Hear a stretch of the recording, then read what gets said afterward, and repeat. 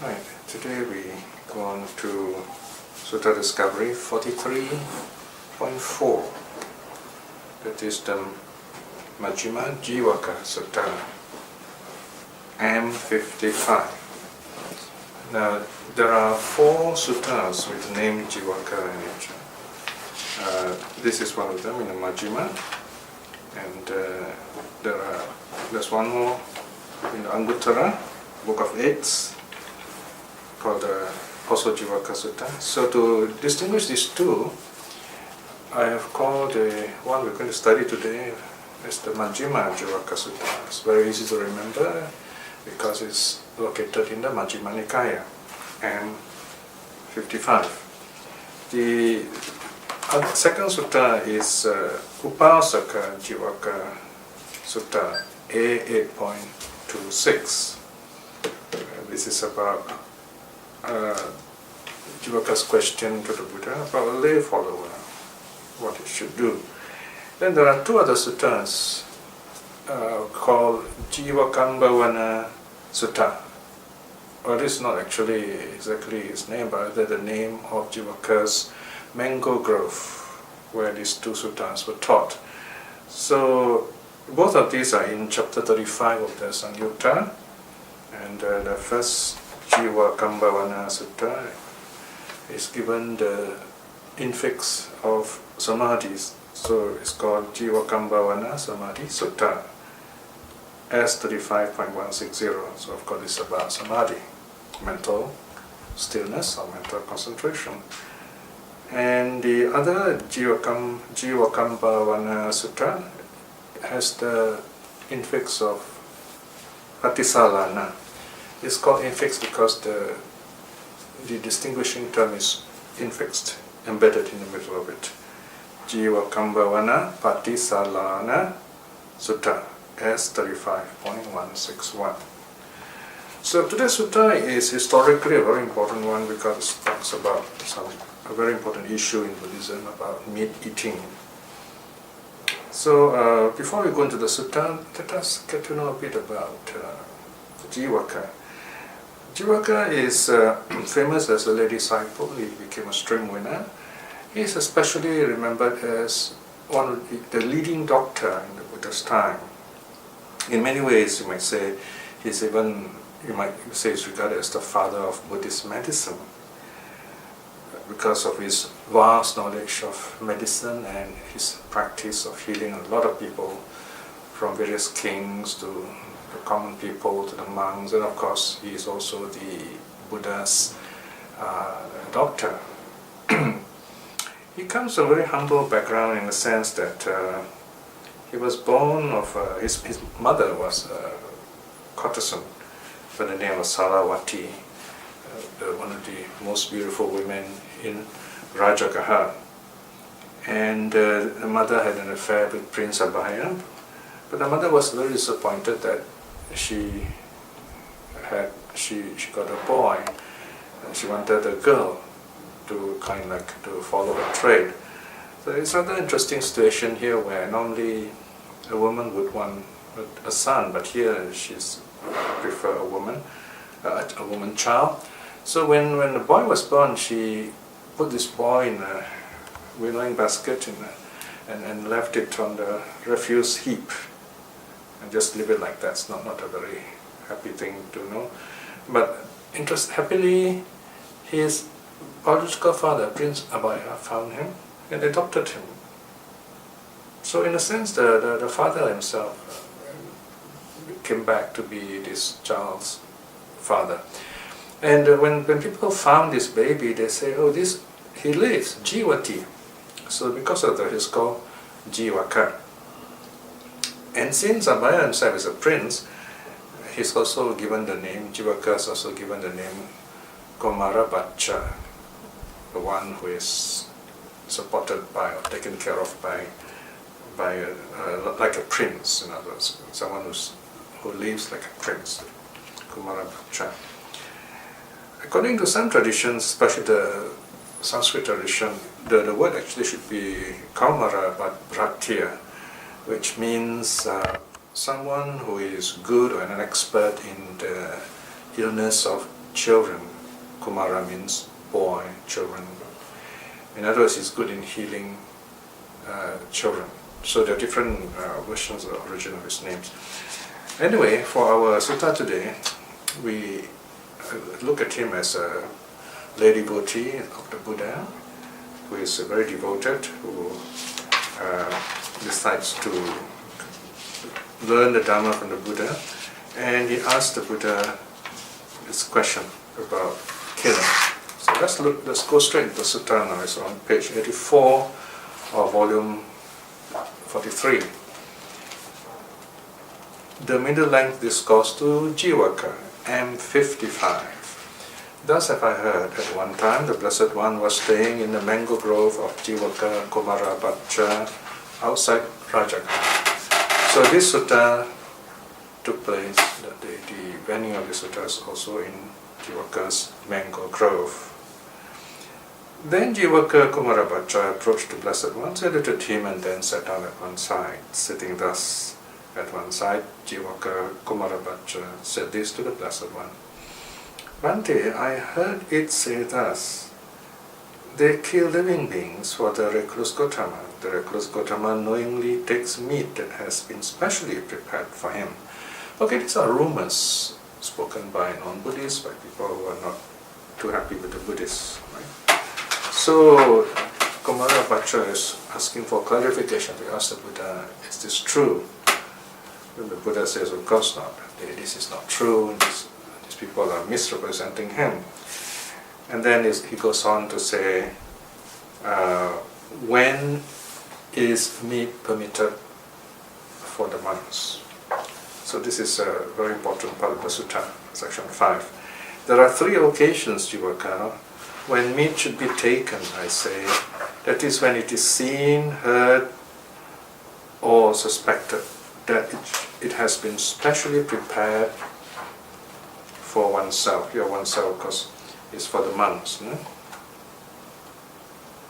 So, number 1 is the person sees it. For example, let's say this monk goes on alms round.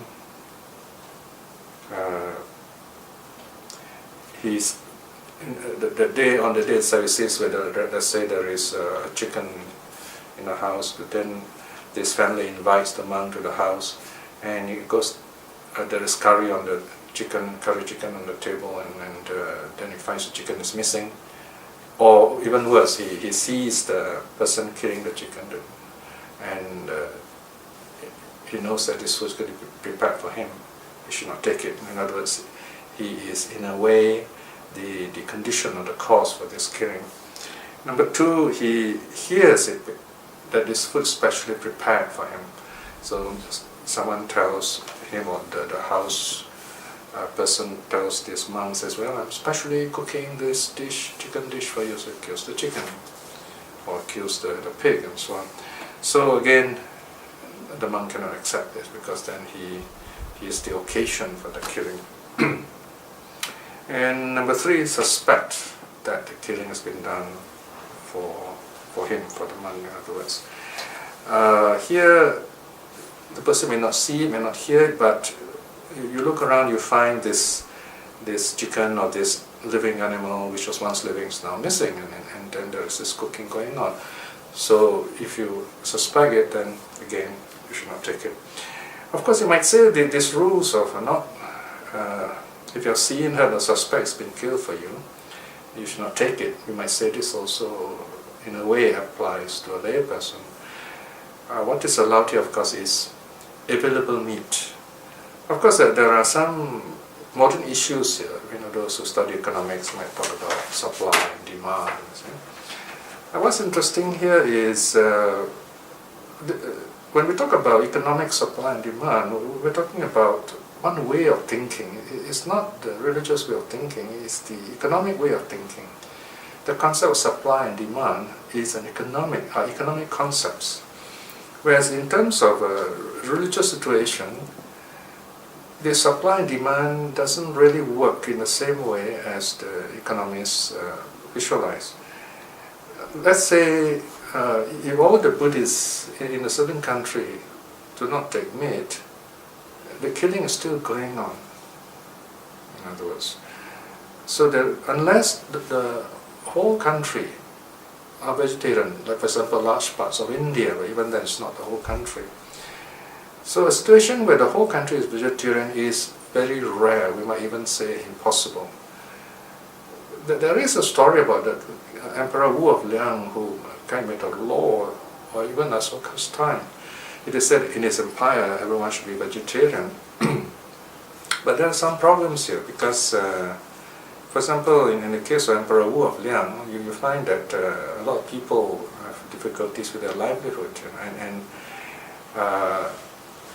the rule or the practice only lasted as long as he was emperor, and after that people kind of got back to living the way they were, eating the way they like to eat. And as we know, the Chinese eat a wide range of animals and beings. So the idea here is not to encourage killing. But if the food is available there, they're there, it's already dead. Okay, to the extent we can eat it. It's not a perfect argument, but this is one choice we can take, we can accept. If you find that this kind of argument is not good enough, then of course we can be vegetarians. That is an alternative we can take. The point is that the Buddha did not make it a rule that we should be vegetarians. These are later ideas which are taken up, and the Buddha refused to make it into a rule for the monks. It will be very difficult for the monks because they live on alms and they have to accept whatever people give them. So we have to reflect on this difficult issue in this way. Okay, coming back to the sutta now, then the Buddha continues. These jivaka are the three occasions when meat should not be taken, I say. These are the three occasions, jivaka, when meat may be taken, I say. That is, when it is not seen, not heard, not suspected. In other words, it has not been specially prepared for oneself. So these are the three occasions. Yeah? Now then the Buddha goes on to talk about loving kindness. In other words, when the monk goes out to collect alms, he does so with loving kindness. Whether he receives any alms or not doesn't matter, but he shows loving kindness, and if people do give alms, he accepts it with loving kindness, he eats it with loving kindness, and at the end of the meal also he radiates, sends out loving kindness to all these people who have been very kind to him and to all beings. So this is what the Buddha says, section 6. Here jivaka, a monk dwells depending on a certain village or market town. Here depending means especially for alms food. With a heart of loving kindness, he dwells suffusing one quarter, usually it's the front quarter, so loving kindness frontwards. And then the second quarter, this one to the right, and then the third quarter at the back, fourth quarter is on the left. Thus above, the quarter at the top, the directions above us, and below, in other words, it's like you are in the center of the universe and all the beings below our planet, Chiranak. In between, the other directions, in between, everywhere, to everyone, as well as to himself. In other words, we have to send loving kindness to ourselves too. So these are all the directions are covered. He dwells suffusing the whole world with loving kindness, that is vast, exalted, boundless, without enmity, without ill will. A house lord or house lord's son approaches him and invites him for the next day's meal. If jivaka, the monk, wishes, he consents to it, right? So he may or may not accept it depending on the situation. When the night is over, in the morning, having dressed himself, taking robe and bowl, he goes up to the house of the house lord or house lord's son and sits down on the prepared seat. Then the house lord or the house lord's son serves him with sumptuous alms food, but it does not occur to him thus. Now it's good if the house lord or the house lord's son were to serve me with exquisite alms food. Now what if the house lord or house lord's son were to continue to serve me with such exquisite alms food? He does not think thus. In other words, he does not go there with any kind of hope or wish or desire, may this family give me good food, and so on. He just goes there mindfully, as a monk would, bringing this peace with him. He takes the alms food without being tied to it, without being infatuated with it, without being addicted to it, without but seeing its danger, understanding escape from food. Right? So here, in other words, he takes it in a detached way, because the body needs food. Okay? At the same time, as he chews the food, he reflects, okay, my body is dependent on this food. And there are different kinds of food. For example, there is food that are the sense objects, sense experiences. Then there is food that is consciousness. Then there is food which are the what I call formations, or karma, if you like. Of course, the first kind of food is solid food. So the most difficult kind, the most troubling kind of food is called formation, sankhara, because they keep us going on and on, life after life. We get caught up with suffering and ignorance and so on. So that is a reflection on food. So the monk, or any one of us in fact, we can reflect in that way. Now the Buddha continues, what do you think, Jivaka? Would that monk at that time think of his own affliction, or think of the affliction of others, or think of the affliction of both? No, indeed, Bhante, replies Jivaka. Does that monk Jivaka at that time take that food without blame? Yes, Bhante. I heard thus, Bhante, that Brahma abides in loving kindness. Right? So the ancient Indians in the Buddha's time, they believed this high god called Brahma, and this Brahma, or capital G God, if you like, abides or lives with loving kindness, meaning he unconditionally accepts all the beings. It's like a father figure, if you like. So then the Blessed One, Bhante, is that witness. For the Blessed One, Bhante, abides in loving kindness too. Right? So here you see Jivaka making a sort of a lion roar. He says, we have heard that a lot of people believe that Brahma, this great God, has loving kindness. But here the Buddha too has this loving kindness. So it's just like Brahma, in allowing the monks to go out there and accept whatever food is given, not desiring the food, not asking for this kind or that kind of food, accepting whatever is given to him, to the monk. And in that way show the one who offers the food loving kindness for his happiness, for his blessing for a long time. And while he's eating, he doesn't, he's not troubled with the food, and the people are not troubled with the food, and everyone is happy while preparing the food, while offering the food, and at the end, after everything's over. These are called the 3 times of happiness. And the same thing is applied to compassion. All that was said just now is repeated for compassion. The first part goes like this, section 8. Here Jivaka, a monk, dwells depending on a certain village or market town with a heart of compassion. He dwells up using 1 quarter, the 2nd quarter, the 3rd, the 4th, thus above, below, in between, everywhere, to everyone as well as to himself. He dwells up using the whole world with compassion, that is vast, exalted, boundless, without enmity, without ill will. So, and then the house lords or house lord's son offers food, and he goes there, takes the food with compassion.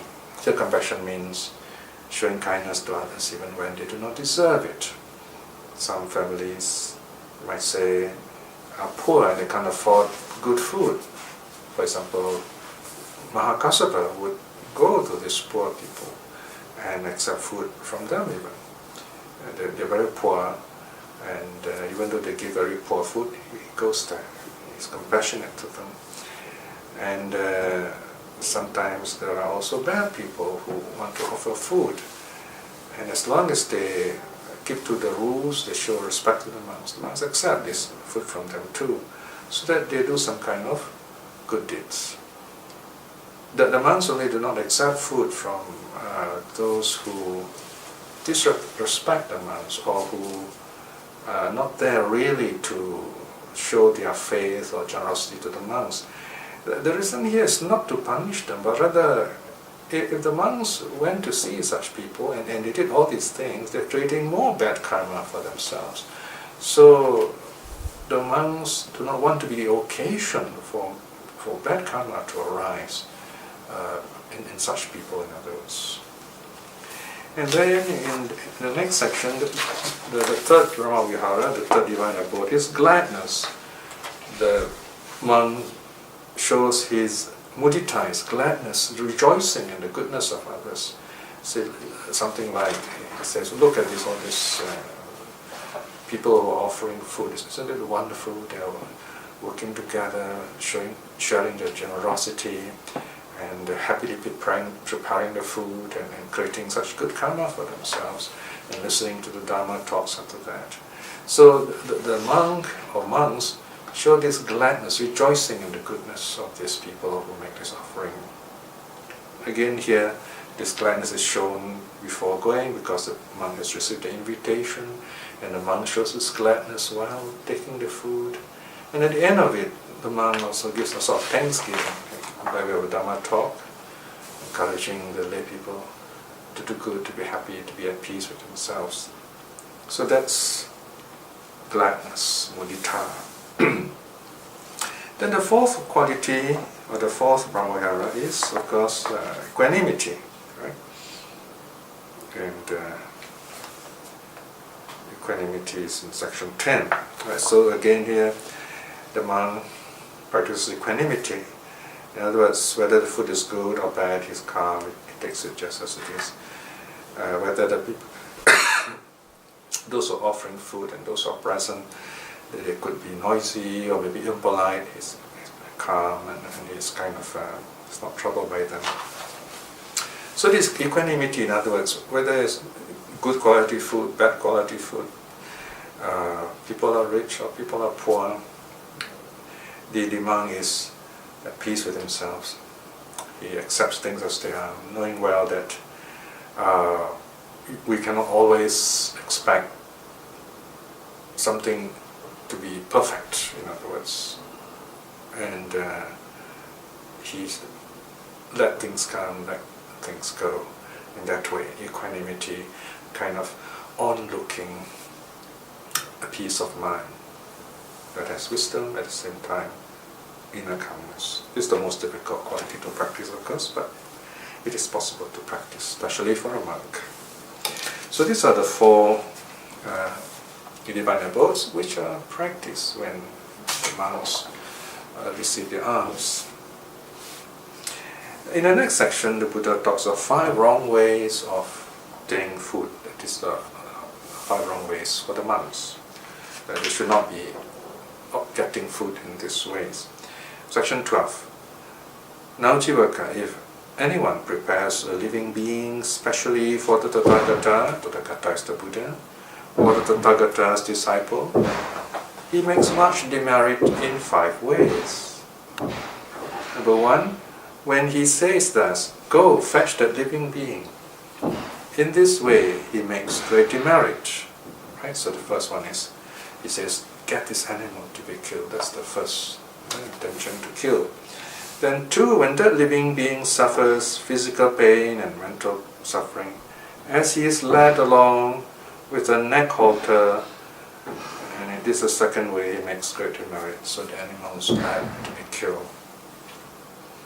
3, when he says thus, go and slaughter this living being. Right? So this is the third way he makes demerit. This intention to kill. Okay, that means this moment, this mind that is going to, just asking this animal to be killed has either greed, hatred, and definitely delusion. Number 4, when that living being suffers physical pain and mental suffering as he is being slaughtered, this is the 4th way.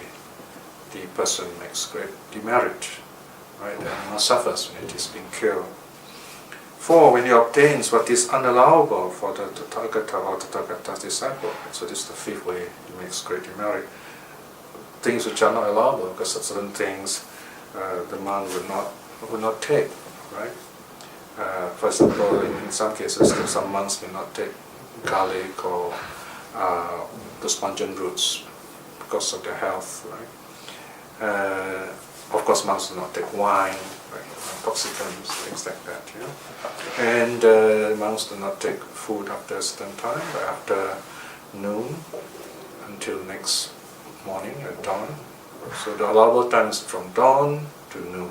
Even then, a monk either eats one meal, or at the most maybe breakfast and then lunch. So in this way, you find the teachings are very clear, what kind of offerings are allowed, what kind of offerings are not allowed.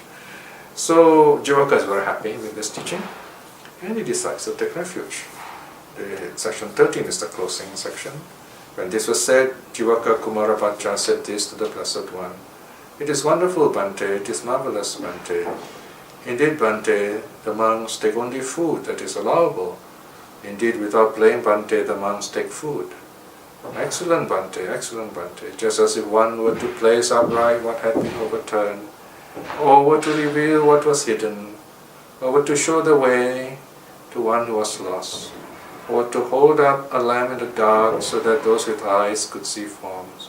In the same way, in numerous ways, the Dhamma has been made clear by the Blessed One. I go to the Blessed One for refuge, to the Dharma and to the community of monks. May the Blessed One remember me as a layman who has gone to him for refuge from this day forth for life. And the sutta ends there.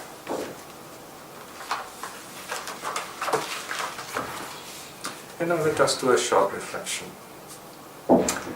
Today, once again, we have looked at a very important sutta from the Majjhima Nikaya, telling us about food, reflecting on the nature of food which sustains our body. We also reflect on the other kinds of food that sustain other aspects of our non-physical being.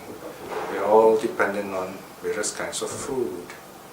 In a sense, it is this food that brings us, that keeps us in this world of suffering and rebirth. And understanding this is good karma, that by the power of such good karma may we find peace and joy and success in this life itself. Through our faith in the three jewels, our practice of the Dharma, our generosity and various other good deeds, may we aspire to attain spiritual liberation, especially stream winning in this life itself. In this moment of peace, let us send out our loving kindness to all the beings here, to all those people who have been kind to us. May they be well, may they be happy. And to our loved ones too, may they be well and happy. And to all other people who are important to us, to all the beings everywhere, even to those whom the Dhamma have not touched, that they may see the Dhamma for themselves and attain spiritual liberation.